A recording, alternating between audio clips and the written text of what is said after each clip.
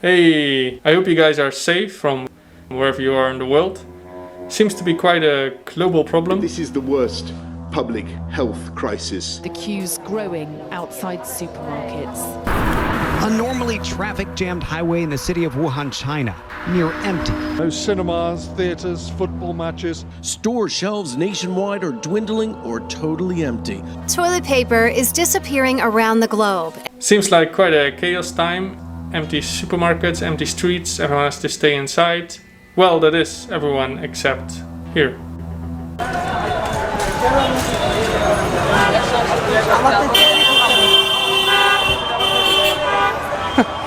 It looks like no one gives a fuck.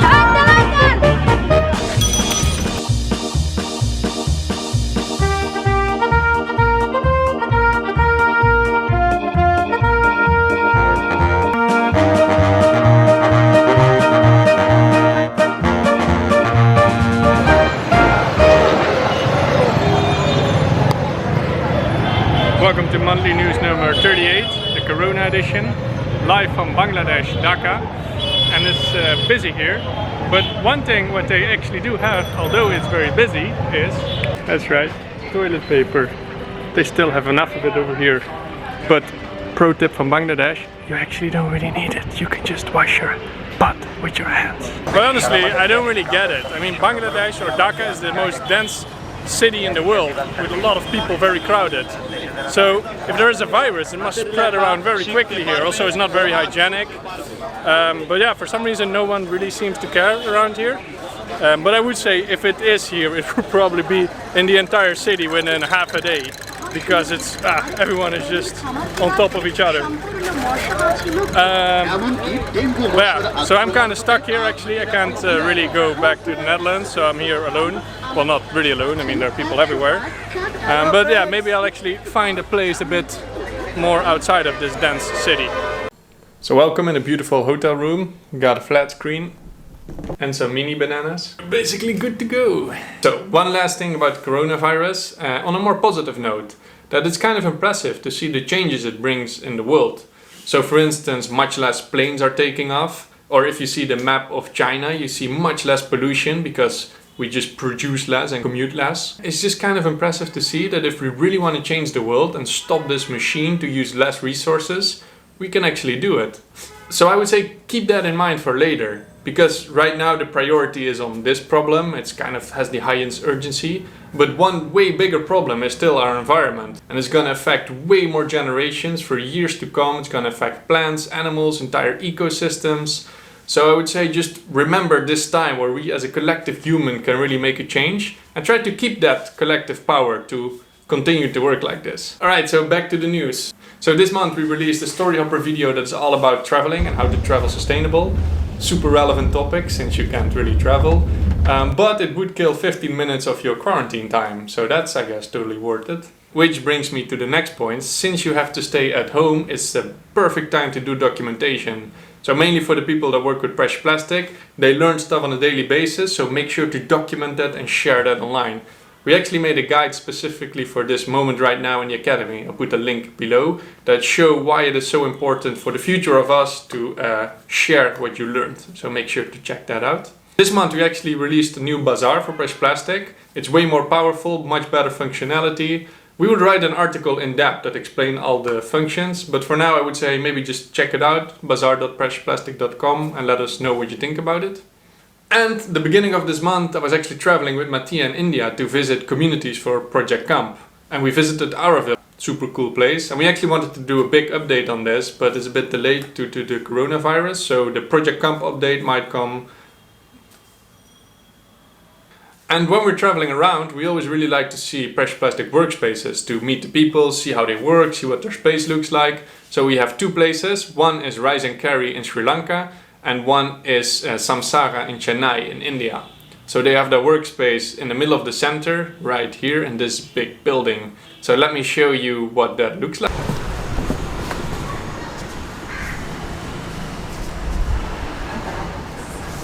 Hello Dave. Hey Pat. Nice having you here in Chennai. Yeah, good to see your space. Yeah. I'll come and take you around, show Cool. you our workspace. So you guys are Samsara? Yes, we are Samsara, the recycle company. My name is Pradyumna. We're from Chennai, India. It was founded by me and my partner Mridula. We're architects and designers, and we wanted to work with materials that would, deemed waste. So that's when we found precious plastic, and the journey has just been amazing, I would say. All right, so show us the space. Yes, so ours is a mixed workspace. So we have the shredder, the extrusion, the compression, and the injection. So I'll just take you through a little bit of the extrusion to do. So we have the V3 extrusion here. We just added this, a little bit of tweak, so that we could see the materials from anywhere. And then we have experimented a lot with beams in the recent times. So as here you can see, a hand beaten mold to get a circular tapered beam. We like to slightly complicate and experiment a little. And making custom sizes of molds. So just basically using sheet metal and bending sheets. So you can see, and the same concept, we took inspiration from Tim, and we made these angled tapered beams as well. So I'll have Kajol explain a little bit about the color tests that we kind of do now. Hello. So we do a lot of color samples here for our furnitures, and we just take them for our documentation here. So we have done a lot of greens. So if you notice, I've just noted down what color ratio it is. So how much of light green and how much of yellow I've added to get this particular shade of green. So that's how we do for all our colors. So we have a green palette here. We have a bluish green palette here. We have our blues, a lot of blue shades. And then we have done grays here. Yeah. All right, nice. So while all of these were the wonderful parts, we also broke an extrusion screw. Luckily, we found a local person to make this manually for us. So this one is made locally? Yeah, so we found a vendor close by who makes, who repairs extrusion screws, and he was kind enough to do one for us. Cool. So, and besides extruding, you also work with the sheet press a lot, right? Yeah, so we took a lot of inspiration from the V4 sheet press. We're fortunate enough to be a part of the V4 team and help out. So we started now recently working a lot with making sheets. We have been also working with the waste that we have, studio waste. Mainly from the extrusion, while we are changing colors, making products, and the failed products as well. It works well. Able to use much larger chunks of material into this, the pieces that would usually not be able to shred with our shredder.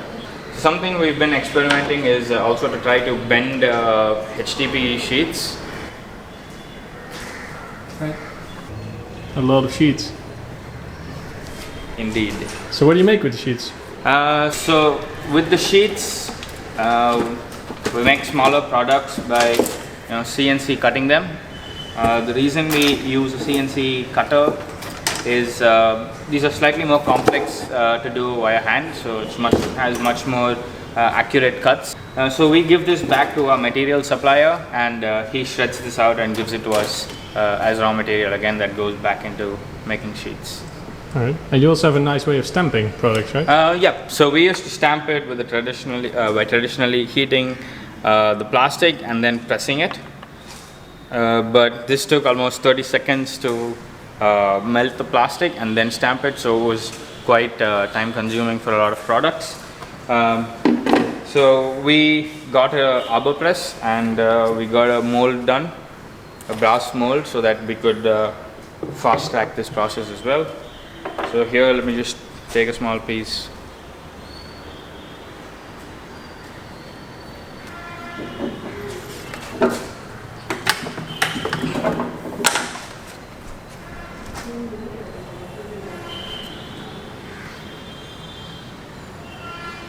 So we get a nice crisp stamp, and it's 5 seconds per stamp. Made life a lot easier. No burn marks, mainly. Yeah. So this is our Nicobar lounge chair that you see. And so originally we were doing a lot of extrusion free flowing products. Quite difficult, and tested our patience quite a bit. And then we made some compression products. Right now we're just focusing on beams and sheets. So we make beams and we make some furniture, legs for the furniture, and sheets for the top, and as you can see, some prototypes here. We also make smaller products like this tray, some coasters, all that are CNC cut. A lot. Yeah, we have all stored them up for the bazaar. You can find us on the bazaar. Looking forward to be able to recycle a lot more plastic. So everyone that buys a coaster supports you to continue your work, right? Definitely Just does. making sure people get that. So this is the moment you're talking to the YouTube community out there. Do you have anything to mention to the Precious Plastic community? Yeah, I would say it's been lovely being part of this community, learning together, exploring possibilities with designing of these products, and just learning a lot when it comes to this. Thank you, and looking forward to seeing a lot of great stuff out there, and let's keep making. All right, cool, thanks. Thank you. Thank you. Hey, today I'm in beautiful Sri Lanka. I came here to visit Rice and Carry, these guys over here. And they've been working with precious plastic for the past 4 or 5 years. Now I came down to say hi, and I'm gonna ask him a few questions to learn more about the project. So here we are with Henry, the founder of Rice and Carry and Wasteless Bay, and Sufi, the manager of Wasteless Bay. So let me start with you, Henry, and maybe give us a quick overview of what you guys are doing here. So what we do here is we have identified what the biggest problem is for waste management in this area, and that is plastic bottled water. There's probably like 5,000 tourists in this place in full occupancy. It's a tropical area. You have to drink water. All the travel guides have for decades told tourists in Sri Lanka only drink bottled water. That is the only safe water. So what we do here is we provide the alternative, which is the water refill station. We process the plastic bottles, we bale them and compact them for transport to a professional recycling facility. And we have the precious plastic machinery. So we use the bottle caps, shred them in the precious plastic shredder, and then make nice products for the tourists here to realize that they are part of the problem, but they can also be the solution to the problem or help mitigating the problem. Okay. And Sophie, maybe you want to talk us a little bit about the operations here. What kind of machines do you have, and what do you do? Yeah, we collecting all the PET from the PET caps, bottle caps and lids. We are making a product with like a wax comb, and then we are making buckles, and we are making key rings, and this stuff we are making here, key tags and everything we are making a producting here with the 3 injection molding machine. Okay. And we have a molding, like a 3 type of molding we have it, and also we have a special type of molding, it's called razor handles, so we are making with that. That is very interesting things. And then our boys are working, really love to work with the injection molding machine because they are hanging and manually working, so that should be, they're so happy to work with that kind of stuff because they're playing with this. So normally, and actually the people are walking around here, locals, they come and what they're doing, the boys, and they come and see what the machine, what you doing with this machine. So what happened to this plastic, where are you collecting this plastic, and like this they are educating. Actually, we started this to educate our locals. So local might be get some idea, then they will be going to do in future the best way as Arugambe. Okay. And I am very curious about to know more about your collection, because you have this very beautiful tuk-tuk, and I want to know you were telling me that you have up to 60 bins in different hotels and restaurants. So Yeah. tell me a bit more about this part. So everybody loves the vehicle because it looks super fun. There's our cartoons are drawn on it and all that. Our driver's not very happy with it because it's very slow, but everybody else loves it. So it's like a three-wheeler. There's a big cage on the back. So because like the problem is the volume of PET waste. So it's quite a big cage. And then we distributed like big bins to over 60 hotels here. Some places also have their own collection barrels or bins. And then in high season, we can stop every day at every bin and empty it all the time. Off season, we wait for the call and then we go and pick up the PET. And then here, we just remove the bottle caps, perfectly clean, because most of them are water bottles, so no glue or no other chemicals involved. So it's relatively safe to identify everything. Yeah, so that works really well. And you were saying you're collecting about a ton a month, more or less. Yeah, pretty much. We started 15 months ago. So our collection is growing, and in these 15 months we did 11 tons. 2019 was not a good year for tourism in Sri Lanka, so not many people came here. But it's no problem to get like 1 ton of PET here per month. I think we should more aim to like more than 3 tons a month just collection. Still impressive. It's definitely there. Still impressive. It's definitely out there. Yeah. And obviously with precious plastic you can't work with PET. So what do you do once you receive these tons of PET? What's your... Yeah, so the bottle caps we remove and we use in the precious plastic machines. The PET we send to state-of-the-art big recycling factory outside of Colombo. After baling it? After compacting it, because transport is a cost factor, so it needs to be as small as possible. So we send it to that factory, and that is one of 2 factories in the world, as far as I know, that can turn shredded PET bottles into polyester yarn. Okay.